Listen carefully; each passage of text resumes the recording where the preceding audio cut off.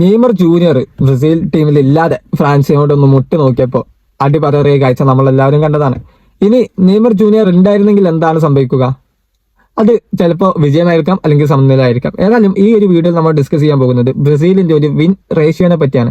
അതായത് നെയ്മർ ആ ടീമിൽ കളിക്കുമ്പോൾ ഉണ്ടാകുന്ന വിജയ സാധ്യതയും അല്ലെങ്കിൽ എന്താണ് വിൻ റേഷ്യോയും, അതുപോലെ തന്നെ നെയ്മർ ഇല്ലാത്തപ്പോൾ ഉണ്ടാകുന്ന വിൻ റേഷ്യോയെ കുറിച്ചാണ്. അതായത് ആദ്യം നമ്മൾ നെയ്മർ കളിക്കുമ്പോൾ ഉണ്ടാകുന്ന ബ്രസീൽ ടീമിന്റെ വിൻ റേറ്റ് എടുത്തു നോക്കുകയാണെങ്കിൽ 72% ആണ്, അതായത് 72%. ഇനി നെയ്മർ ഇല്ലാത്തപ്പോൾ അതിന്റെ വിൻ റേഷ്യോ നമ്മൾ എടുത്തു നോക്കിയാൽ 53%. ഏകദേശം 20% ഡിക്രീസ് ആണ് അവിടെ ഉണ്ടായിരിക്കുന്നത്.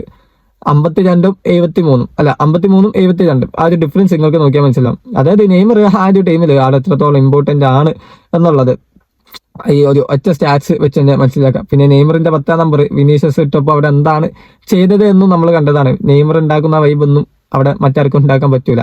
ഏതായാലും ഇന്നലെ തിങ്ങി നിറഞ്ഞ സ്റ്റേഡിയങ്ങളിലും മൊത്തം നെയ്മറിന് വേണ്ടിയിട്ടുള്ള ചാൻഡ് കാര്യങ്ങളായിരുന്നു. അത് അത്തരത്തിലാണ് ഇനി ബ്രസീൽ ടീമിൽ കാർലോ അൻചെലോട്ടി എടുക്കാന്നില്ലെന്ന് നമ്മൾ കണ്ടറിയേണ്ടതാണ്.